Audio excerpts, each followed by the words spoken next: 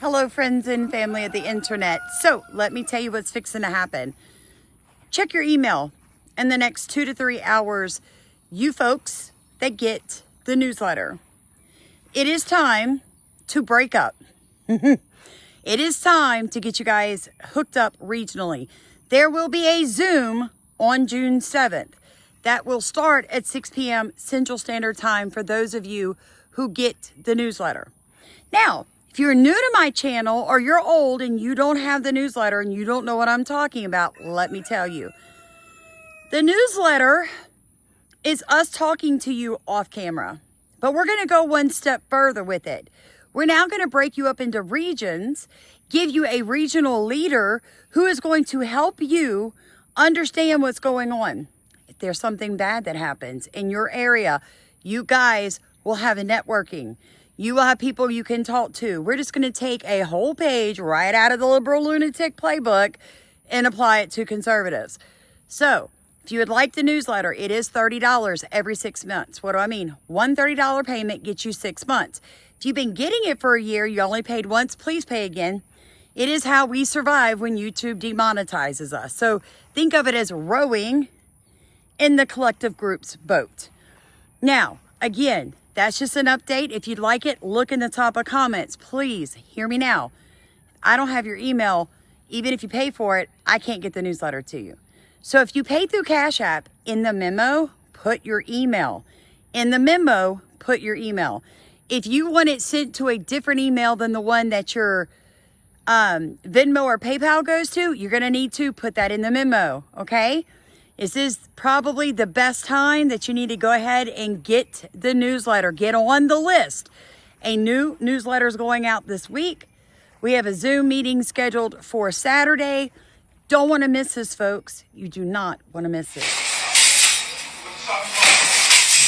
Well. Is that a Dollar Tree? You robbing a Dollar Tree?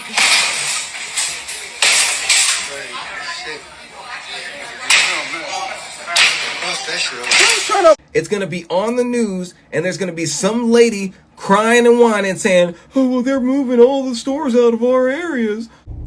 Hello, everybody. Welcome back to Starkey Farmstead. So my name is Samantha. I'm the owner and operator of a 2-acre farmstead.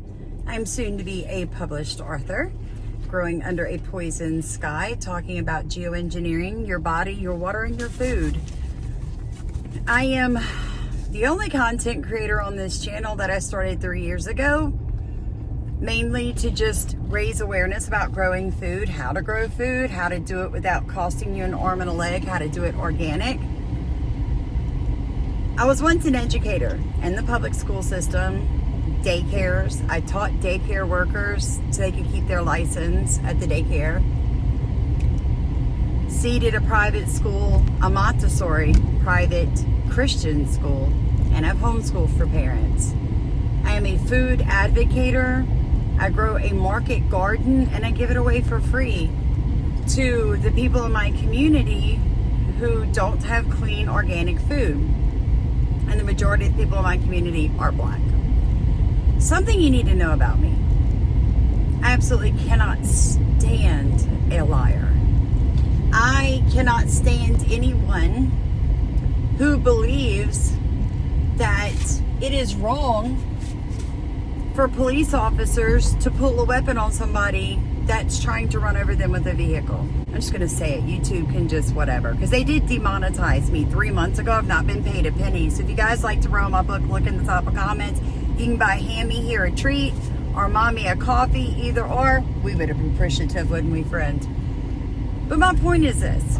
How does that not happen? Right? Well, the first thing is that when you know the officers asked you something, provide it to him. Okay? Don't rummage in your car like you're going to pull a weapon, because these stereotypes are created from statistics. So I hear from the Black community constantly, why do y'all assume all Black people steal? Because the majority of you do. To be safe. Residents of Clinton Hill, Brooklyn, taking to the streets Tuesday evening, demanding the closure of this migrant shelter at 47 Hall Street, where more than 3,000 are being housed. They say the neighborhood is plagued with violence, and it all stems from the shelter. So the residents who live near this particular shelter, they say it's too large to be a humane place for people to live, and they say that the city isn't doing enough to help manage the neighborhood now that it has a whole bunch of new residents. Which may be true. After all, if a certain number of people who enter a supermarket steal things no matter what, it could be that a lack of police might make criminals feel emboldened. So, yeah, people who operate businesses are on high alert. They already know they're fixing to be stolen from. That somehow they are going to lose money for no other reason than you want something that you didn't work for. So a particular grocery store chain has a problem at one of its locations, and it's located down the block from one of the largest shelters for asylum seekers in New York. But while some blame shelter residents for the increase in crime, others say the real issue is our city doesn't care if grocery stores get robbed, and hasn't for a long time. A community in Brooklyn tonight coming together asking for help. They say migrant shelters in their neighborhood are leading to violence and bringing in dangerous gang members. Store managers say some of the most common items being stolen are everything from laundry detergent to meats, even ice cream. We've seen it at pharmacies, so much stuff under lock and key, all an effort to fight the shoplifting epidemic, and scenes like these. But now supermarkets are embracing the anti-shoplifting. Now here's the really insane thing, is that the liberal lunatics claim that, black people are stealing because they're hungry. Because that's the progressive mindset that critics say has allowed a $4.4 billion shoplifting industry to exist in our state. And it's why repeat criminals of all backgrounds continue to roam our streets, stealing from stores at will, while never being blamed for the crimes they commit. Oh no, instead they're viewed as victims of society who deserve unlimited second chances by our justice system, which is why it makes sense that we've got more products locked up on our shelves than we have thieves in jail. And that brings us to the real reason why there seem to be rising levels of theft at stores near shelters in our city. These areas have all experienced recent population growth, and since our city doesn't punish theft, any population increase is gonna come with an increase in criminals who commit crime. Doesn't even matter where they're from. This means we're gonna have shoplifting increases everywhere as our population grows. It just might be happening faster in neighborhoods that have shelters versus those that don't. They're hungry, but you're still in wigs, you're still in jewelry, you're still in purses, you're still in alcohol.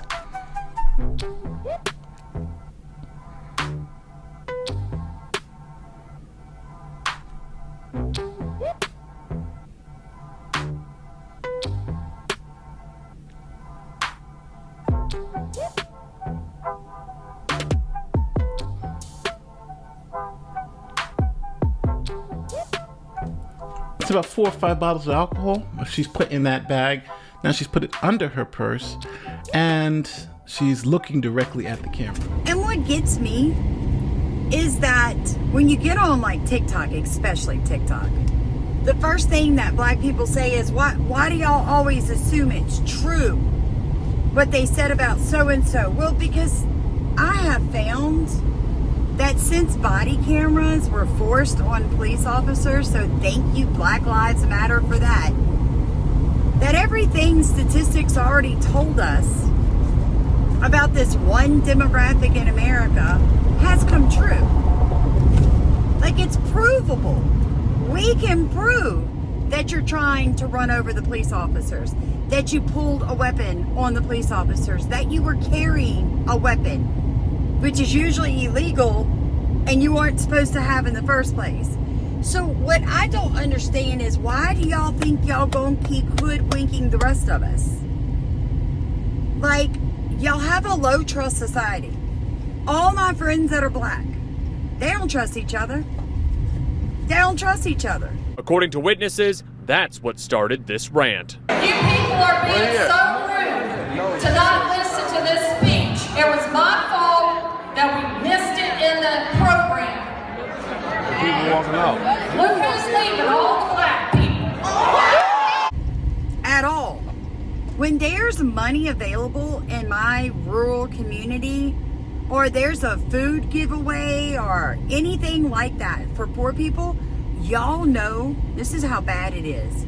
The black people in this community will not tell other black people. They'll go get theirs and not tell nobody else, not even their own family. If there's any money available through a grant to help pay electric bills in this community, because they do that sometimes, they won't tell nobody. The people that work the office that pays the electric bills through the grants, they make sure all their families' electric bills are paid first, whether they need it or not. And then sometimes they'll put word out that they have funding. It's how bad it is. Now, you can call me racist, because a lot of white people, you don't live out here. You don't know what I'm talking about. You're only told what they brainwashed you to believe about the black community. You know, that they're habitual victims. The racism has destroyed them. They're very innocent, loving people. And there are some. But even those will tell you, don't trust them. My black friends will flat tell me, Miss Samantha, don't trust them. Don't let those people back near your house, baby. And break in their own mama's houses. Miss Sam, don't let those people at your house no more. So when a black community is telling on the black community, that's progress, right? It's progress. That means that they appreciate my brutal honesty enough to protect me. But how bad is that in 2025, the black community that's honest about the black community will flat tell you don't have nothing to do with those people, they're dangerous. Make that make sense, America. You have a choice. You can hit the gas and see if he's going to pull that trigger, or you could put the car in park and open the door and get out. She chose to hit the gas, and that officer chose to pull the trigger. In grateful appreciation, turn to our parents and teachers and say thank you for all their love, sacrifice, and devotion throughout the years.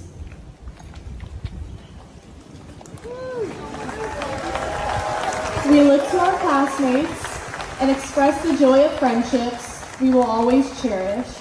First thing black folk, girl, it look like slavery. It look like slavery. Black girls, have you ever thought what you look like when y'all doing what your stuff is? See, you say the white girls look like they're little Miss Martha from slave plantation. You ever look like you going crazy? Like y'all, the intro to the Monstar video, Space Jam. Take a look. Greetings, most distinguished gentlemen of Kappa Alpha Psi Fraternity Incorporated.